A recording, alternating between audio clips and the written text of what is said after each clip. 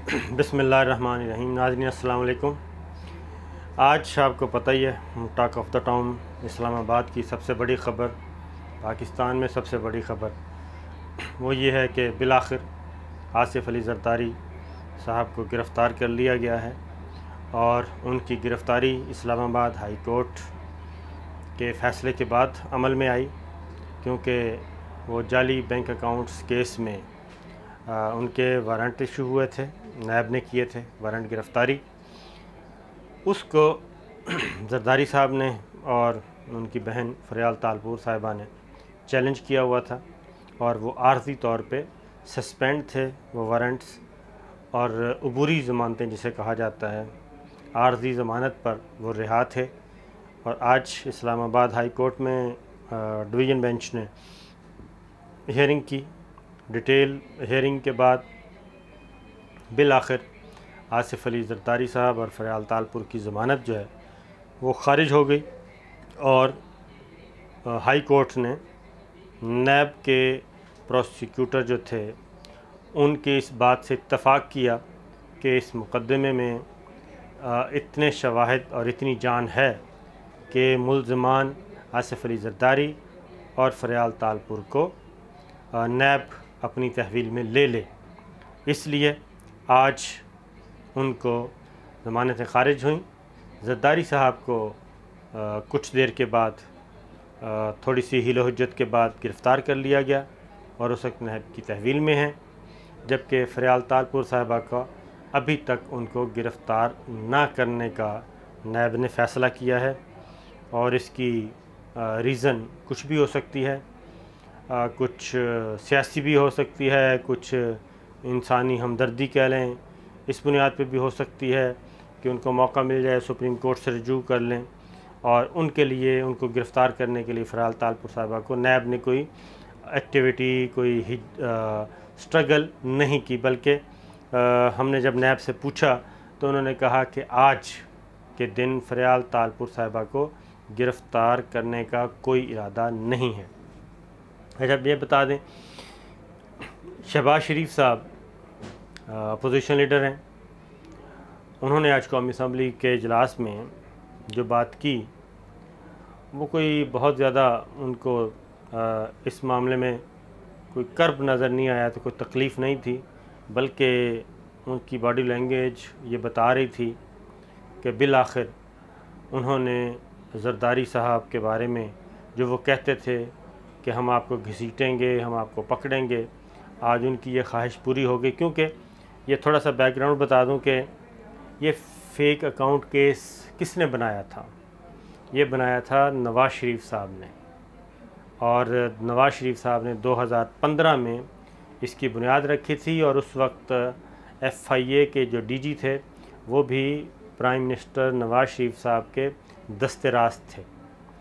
और एक बात ज़हन में रखें कि ज़रदारी ख़ानदान और शरीफ ख़ानदान या भुट्टो ख़ानदान, इन दोनों ख़ानदानों का जो हिसाब किताब है, जो टसल है, जो सियासी दुश्मनी है,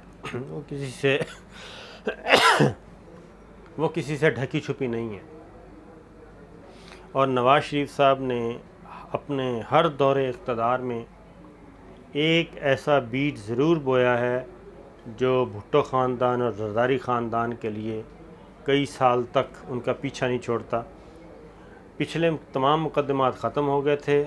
ये जाली अकाउंट केस, इसकी इब्तदा नवाज़ शरीफ साहब के हुक्म पर उस वक्त के DG FIA ने शुरू की थी, और उन्होंने उस वक्त बता दिया था कि ये जो बैंक अकाउंट्स हैं इनके ताने बाने बिलावल भुट्टो के साथ भी मिलते हैं, और जो अयान पकड़ी गई थी मॉडल, उनके अखराजात भी इन अकाउंट्स के ज़रिए मेंटेन किए जाते हैं।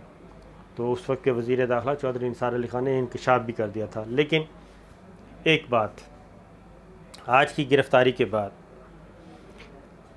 ये चीज़ तो साबित हो गई है कि बचना किसी ने नहीं है। गोसलो हो सकता है, कोई सियासी मजबूरियां हो सकती हैं रियासत पाकिस्तान की, क्योंकि बड़े बड़े माफियाज़ को हाथ डालना कोई आसान काम नहीं होता और बैक वक्त सारे माफियाज़ को हाथ डाला नहीं जा सकता। तो जरदारी साहब कहते होते थे कि चेयरमैन नैब की कोई ज़रूरत नहीं है, और आखिरी जब उनको तलब किया गया था तो जरदारी साहब ने नैब की इन्वेस्टिगेशन टीम से और नैब ऑफिसर से ये कहा था कि मैं ये आखिरी बार आ रहा हूँ, आइंदा मैं नहीं आऊँगा। तो मेरा ख़्याल है कि जरदारी साहब को क्या हर किसी को ये सोच लेना चाहिए कि रियासत से ताकतवर कोई चीज़ नहीं होती, और जब रियासत, जब स्टेट कुछ करने पे आ जाए तो फिर कोई माफिया, कोई बड़े से बड़ा क्या कहना चाहिए, जो भी कह लें, गॉडफादर भी उसके नरगे में आ जाता है। और ये पहला मौका है पाकिस्तान की तारीख़ में कि दोनों सियासी जमातों के सरबराहान, मुस्लिम लीग नवाज़ और पीपल्स पार्टी, इस वक्त बिहाइंड द बार हैं, जेल में हैं। नवाज शरीफ साहब सज़ा काट रहे हैं, जरदारी साहब नैब की तहवील में आज से। ये जो कहा जा रहा था कि मायूसी थी, एक फ्रस्ट्रेशन थी, लेकिन मैं एक बार फिर बता दूं कि जज हो, जर्नैल हो, जर्नलिस्ट हो, सियासतदान हो, ब्यूरोक्रेट हो, एहतसाब के अमल से बच नहीं सकेगा। और ये जितना मर्ज़ी शोर गोगा कर लें। आपने देखा होगा जस्टिस काजी फायज़ ईसा, उनके ख़िलाफ़ रेफरेंस प्रेसिडेंट ऑफ पाकिस्तान ने एक रेफरेंस फ़ाइल किया, उसको भी पॉलिटिकल रंग देने की कोशिश की गई। सुबाइयत का मसला, नस्ली मसला और कौम परस्ती का मसला बनाने की कोशिश की गई। और इस्लामाबाद में जब वकला एक्शन कमेटी का इजलास हो रहा था तो उसको कहा गया कि ये तो पंजाब के हैं और वो बलूचिस्तान के हैं। आज सिंध में भी वकला एक्शन कमेटी ने भरपूर एक डिमांड की है और भरपूर सपोर्ट किया है एहतसाब के अमल को। पंजाब की वकला एक्शन कमेटी 2 रोज़ पहले इस्लामाबाद में कर चुकी है, जिसमें तमाम मुल्क भर की वकला तंजीमों के नुमाइंदे मौजूद थे। और सिंध में वकला एक्शन कमेटी आज अनाउंस कर चुकी है और उन्होंने कैटेगोरिकली कहा है कि अगर जस्टिस काजी फायज़ ईसा साहब पे रेफरेंस है, बना है, वो प्रेसिडेंट ऑफ पाकिस्तान का सवाबदीदी इख्तियार है और उन्होंने सही अपनी आइनी ज़िम्मेदारी अदा की है वो रेफरेंस फ़ाइल करके। और चीफ़ जस्टिस आसफ़ सईद खोसा साहब वो बैरून मुल्क हैं और उनसे भी यूनिवर्सिटी में ये सवाल पूछा गया जस्टिस काजी फायज़ ईसा साहब के बारे में, तो उन्होंने भी ये कहा कि सुप्रीम जुडिशल काउंसिल अपनी ज़िम्मेदारियां पूरी करेगी और हुकूमत को ये हक़ हासिल नहीं है कि वो किसी जज को या जस्टिस काजी फायज़ ईसा को उनके ओहदे से हटा सके। तो ये एक पैरेलल आ गया है, एक तरफ जाती उम्रा एक तरफ जाती उम्रा और दूसरी जानिब लाइक माइंडेड वकला, जो कि बहुत थोड़े हैं, वो इस सारे को दे रहे थे एहतसाब के प्रोसेस को रोकने के लिए। काजी फायज़ ईसा साहब ख़ुद भी सियासी रंग देने की कोशिश कर रहे थे, प्रेसिडेंट ऑफ पाकिस्तान को ख़त लिखे बराह रास्त, बजाय इसके कि वो सुप्रीम जुडिशल काउंसिल में जाएं और वहाँ जाके अपोज़ करें, अपने ख़िलाफ़ लगाए गए इल्ज़ामात की नफ़ी करें। तो आज ये साबित हुआ है कि जो प्रोसेस है एहतसाब का, ये रुकने वाला नहीं है। बारी बारी सबकी नंबर लगेगा, कुछ का जल्दी लग जाएगा, कुछ का देर में लग जाएगा। और अगर कोई ये समझता है कि वो रियासत पाकिस्तान को लूटे भी और इक़्तिदार के मज़े भी लूटे और फिर उससे पूछा भी ना जाए, तो वो दौर पाकिस्तान में ख़त्म हो चुका है। इसलिए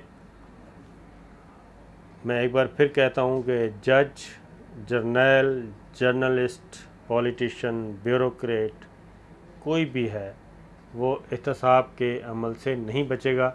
और जस्टिस काजी फायज़ ईसा साहब को भी बिल आखिर सुप्रीम जुडिशल काउंसिल के सामने जाके अपना दिफा करना होगा या फिर उनको रिज़ाइन देना पड़ेगा। आज सिंध में भी वकला एक्शन कमेटी ने भरपूर एक डिमांड की है और भरपूर सपोर्ट किया है एहतसाब के अमल को।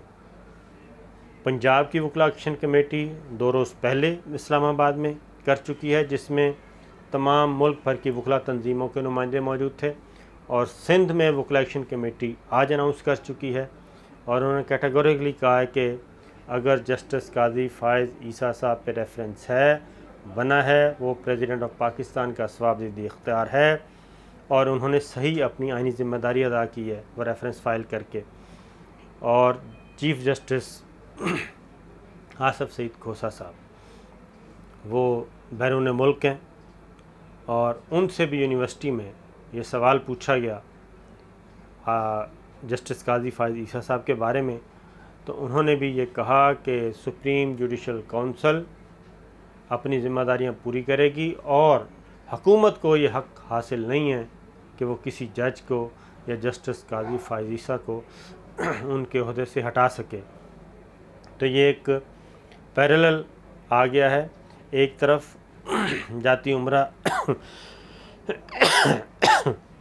एक तरफ जाती उम्रा और दूसरी जानिब लाइक माइंडेड वकला जो कि बहुत थोड़े हैं, वो इस सारे को दे रहे थे एहतसाब के प्रोसेस को रोकने के लिए।